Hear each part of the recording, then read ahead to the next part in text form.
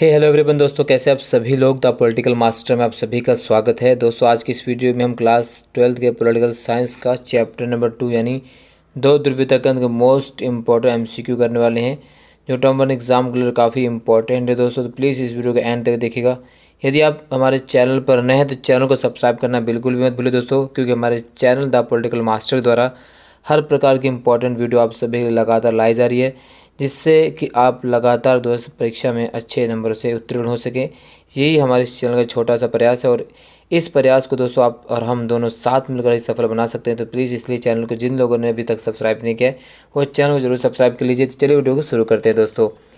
तो सबसे पहला क्वेश्चन है आज का दोस्तों है, निम्नलिखित में से कौन सा सोवियत संघ के विघटन का परिणाम नहीं था। ए, विश्व व्यवस्था के शक्ति संतुलन में बदलाव। बी, स्वतंत्र राज्यों के राष्ट्रकुल का जन्म। मध्य पूर्व में संकट। इनमें से कोई नहीं।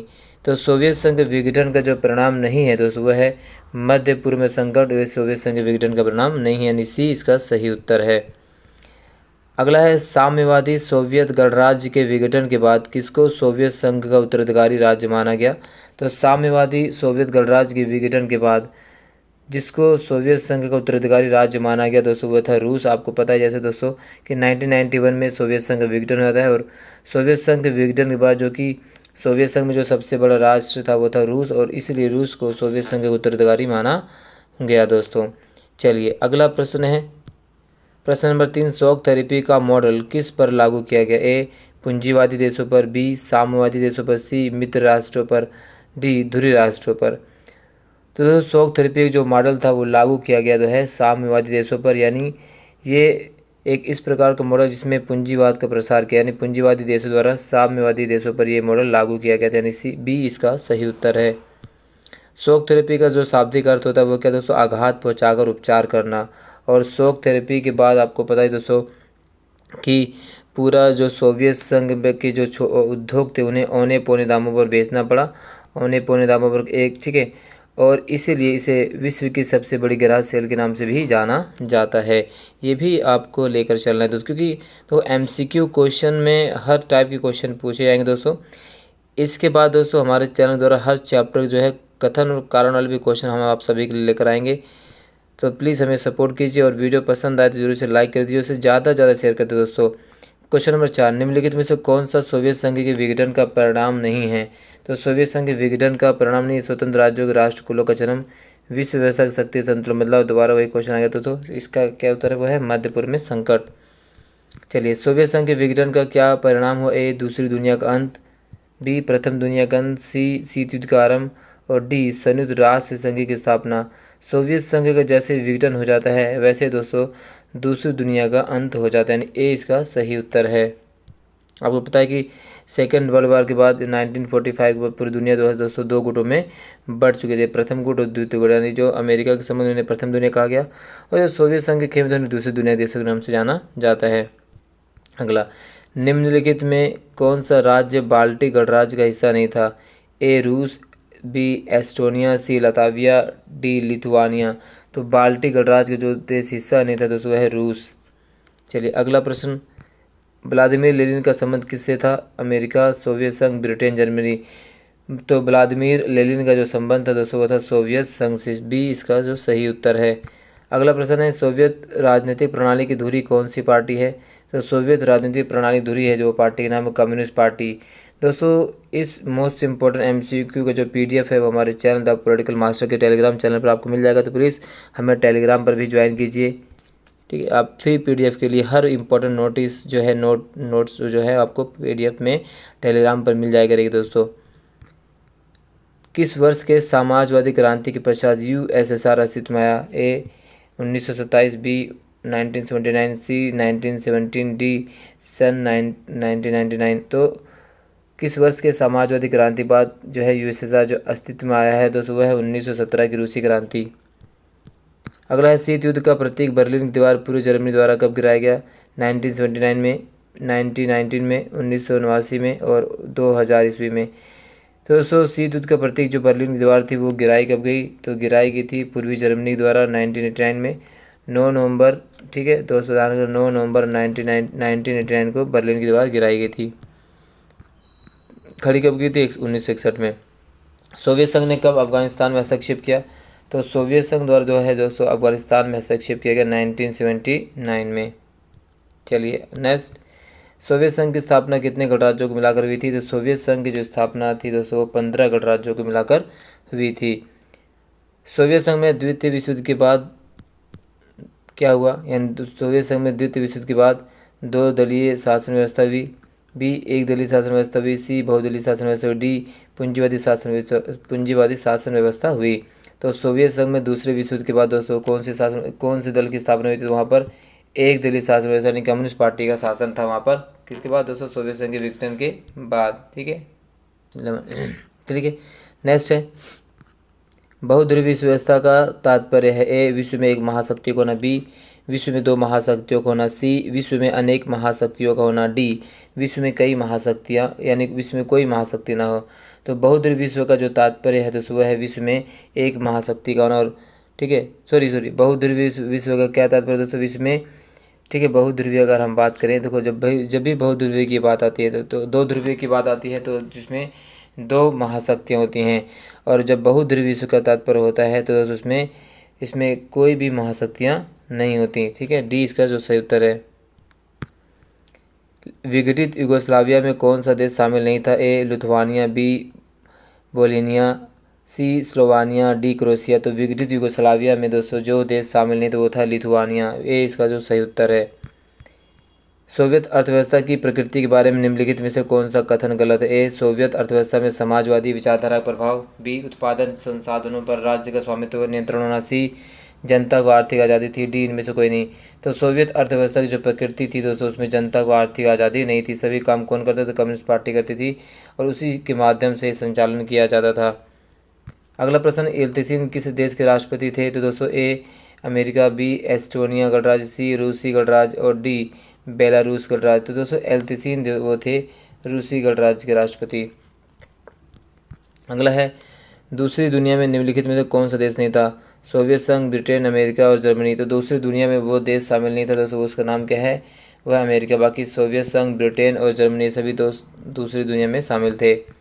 शीत युद्ध का सबसे बड़ा प्रतीक था ए बर्लिन की दीवार का खड़ा किया जाना। ठीक है, ये शीत युद्ध का सबसे बड़ा प्रतीक था दोस्तों। प्रश्न नंबर 20, बर्लिन की दीवार कब बनी थी? तो बर्लिन की दीवार बनाई गई दोस्तों 1961 में।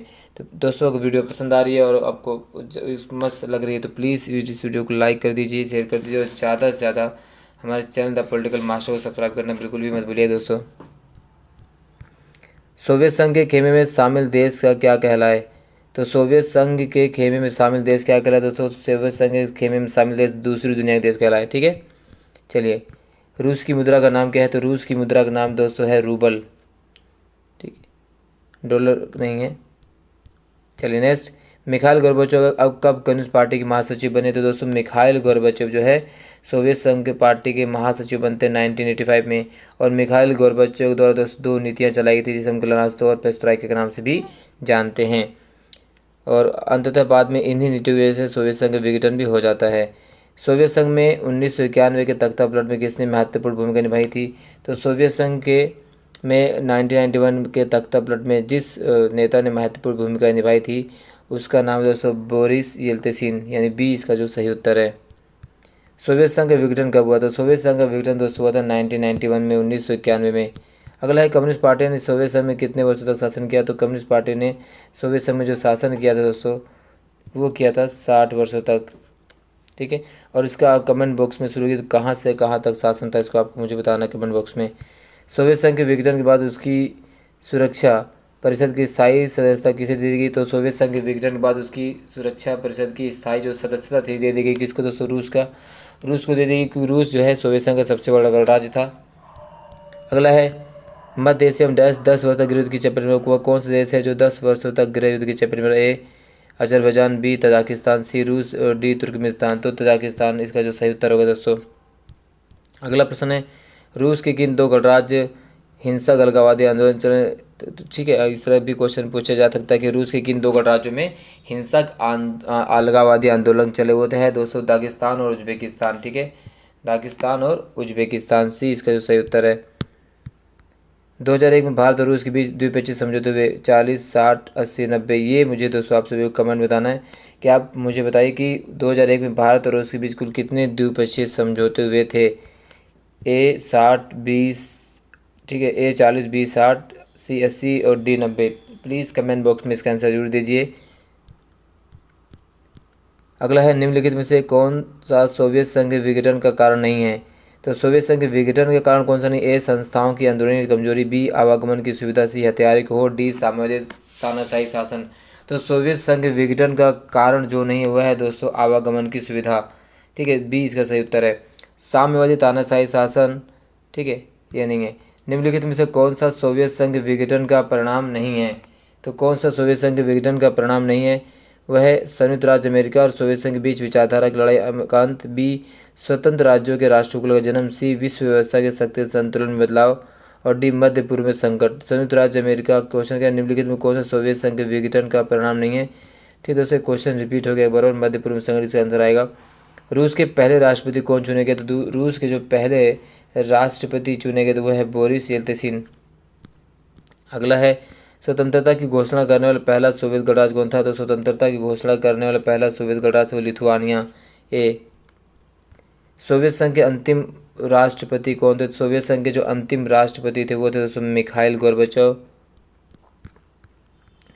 अरब क्रांति की शुरुआत किस देश से हुई। तो अरब क्रांति की शुरुआत हुई थी दोस्तों ट्यूनीशिया से। 2009 में इस क्रांति की शुरुआत मानी जाती है। प्रथम खाड़ी युद्ध कब हुआ। तो प्रथम खाड़ी युद्ध हुआ था 1990 ईस्वी में। अगला है, प्रथम खाड़ी युद्ध के दौरान संयुक्त राष्ट्र संघ द्वारा लिए गए फैसले को किसने नई विश्व व्यवस्था की संज्ञा दी। तो वह है जॉर्ज बुश द्वारा नई विश्व व्यवस्था की संज्ञा इनके द्वारा दी गई थी। 1991 में सोवियत संघ में तख्ता पलट का विरोध करने के लिए राष्ट्रीय नायक के रूप में उभर कर आने वाला व्यक्ति कौन था। तो 1991 में सोवियत संघ में तख्ता पलट का विरोध करने के लिए राष्ट्रीय नायक के रूप में उभर कर सामने वाला व्यक्ति कौन था। Boris Yeltsin, B Mikhail Gorbachev, C, ठीक है दोस्तों, सी है जोसेफ स्टालिन, डी कोई भी नहीं। ध्यान से दोस्तों, क्वेश्चन बहुत कन्फ्यूजन वाला है। एक बार आपको पढ़ देता हूँ। क्वेश्चन है 1991 में सोवियत संघ के विघटन के बाद, यहाँ 1991 में सोवियत संघ के विघटन के पश्चात, ठीक है ना, और सॉरी तख्ता पलट के विरोध करने के लिए राष्ट्रीय नायक के रूप में उभर कर सामने व्यक्ति कौन था। ये Boris Yeltsin, Mikhail Gorbachev, Joseph Stalin. तो जो सही उत्तर वह है दोस्तों बोरिस येल्त्सिन। निम्नलिखित में से कौन सा कथन जो है शॉक थेरेपी का परिणाम नहीं था। कौन सा कथन जो है शॉक थेरेपी का परिणाम नहीं था। ए समाज कल्याण की पुरानी व्यवस्था नष्ट हो गई, बी उद्योगों को निजी क्षेत्र में बेच दिया गया, सी रूसी मुद्रा रूबल के मूल्य में नाटकीय वृद्धि हुई और डी रूस को खाद्यान्न का आयात करना पड़ा। तो निम्नलिखित में से कौन सा शॉक थेरेपी का परिणाम नहीं था। वह है दोस्तों रूसी मुद्रा के मूल्य में नाटकीय वृद्धि हुई। सी इसका जो सही उत्तर है।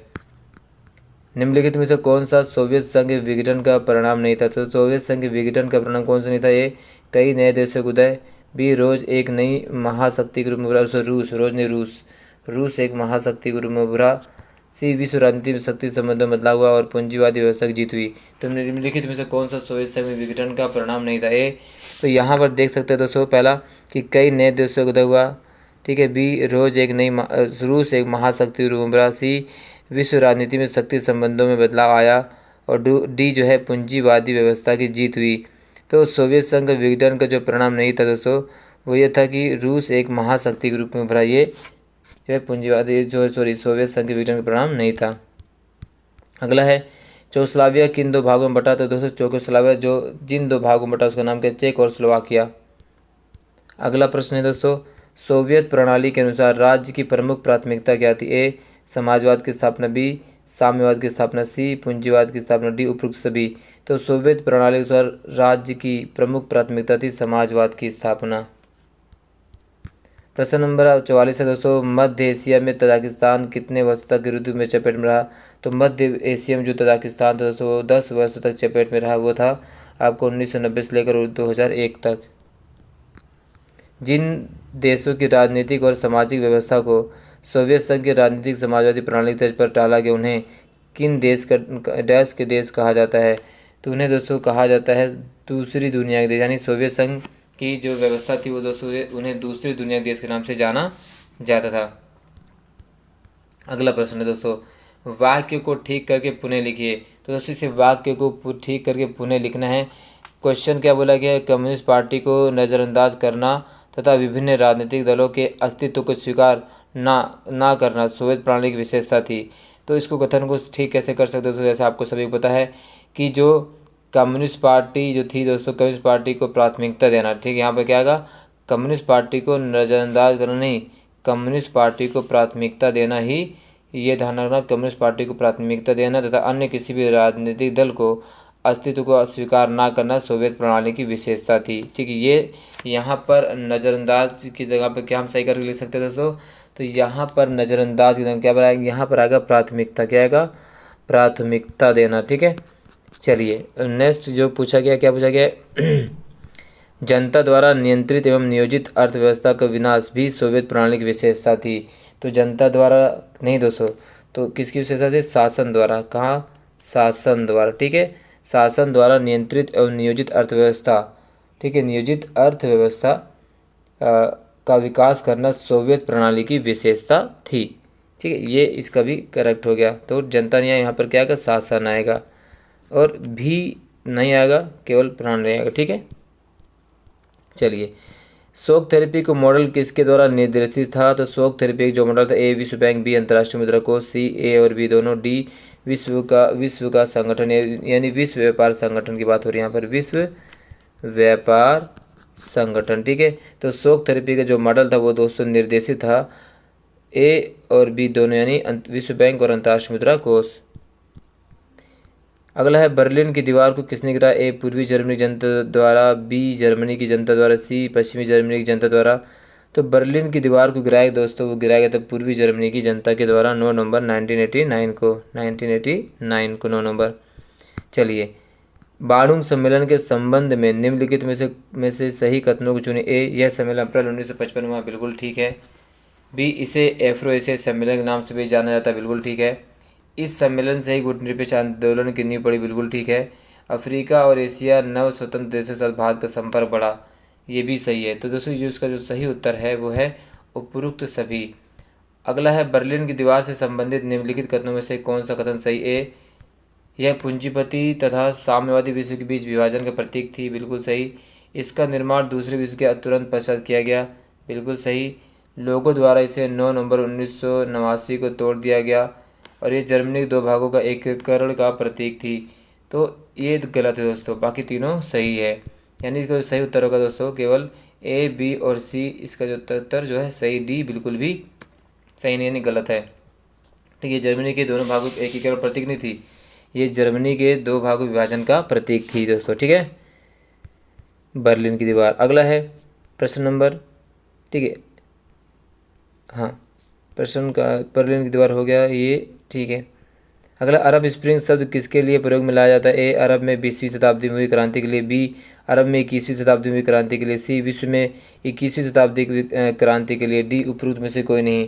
तो दोस्तों जो अरब स्प्रिंग शब्द है वो प्रयोग में लाया जाता है अरब में हुई 21वीं शताब्दी में हुई क्रांति के लिए। ठीक है, बी इसका जो सही उत्तर है। अगला है हुस्न मुबारक का संबंध किस देश की सत्ता से है। तो हुस्न मुबारक का जो संबंध है दोस्तों वो है मिस्र की सत्ता, किससे, मिस्र, यानी सी इसका सही उत्तर है। अगला प्रश्न है वर्ष 2009 से पूर्व अरब देशों में किस प्रकार का शासन प्रणाली को देखा जा सकता है। तो वर्ष 2009 से पूर्व जो अरब देशों में जो शासन प्रणाली विद्यमान थी वो थी दोस्तों तानाशाही, और इसी की वजह से 2009 में यहाँ पर गृह युद्ध की शुरुआत भी हुई थी, जिसे अरब स्प्रिंग के नाम से भी जाना जाता है। अरब स्प्रिंग शब्द का प्रयोग सबसे पहले कहाँ किया गया। तो अरब स्प्रिंग का शब्द का प्रयोग जो सबसे पहले किया गया था वो दोस्तों किया गया था अमेरिका के जर्नल में। ठीक है, अमेरिका के जर्नल में इसका जो अरब स्प्रिंग का प्रयोग सबसे पहले किया गया था। ठीक है, काफ़ी इंपॉर्टेंट क्वेश्चन है दोस्तों, और ये टॉप 55 क्वेश्चन है दोस्तों। इसके अलावा दोस्तों इसका पार्ट 2 जिसमें हम कथन और कारण वाले जो हैं, ठीक है, जो एसेंशियल टाइप क्वेश्चन वो हम लेकर आएंगे, यानी पार्ट 2 दोस्तों, इसमें हम कथन और कारण की चर्चा करेंगे। तो वीडियो अगर अच्छी लगी है दोस्तों प्लीज़ इसे लाइक कर दीजिए। अगर इस वीडियो से संबंधित इंपॉर्टेंट क्वेश्चन से आंसर समझ कोई भी डाउट हो तो कमेंट बॉक्स में जरूर कमेंट करिएगा, सभी प्रश्नों का जवाब दिया जाएगा। और हमारे चैनल द पॉलिटिकल मास्टर को अभी तक अगर आपने सब्सक्राइब नहीं किया है तो प्लीज़ इसे सब्सक्राइब कर लीजिए और हमें सहयोग कीजिए, ताकि हमारे चैनल द्वारा जो है आप सभी के लिए और लगन और क्या कह सकते हैं और आत्मविश्वास के साथ आप सभी की जो है आपके लिए वीडियो लाए जाए दोस्तों। तो प्लीज़ हमारे चैनल सब्सक्राइब कर दीजिए। बहुत बहुत धन्यवाद दोस्तों, जय हिंद।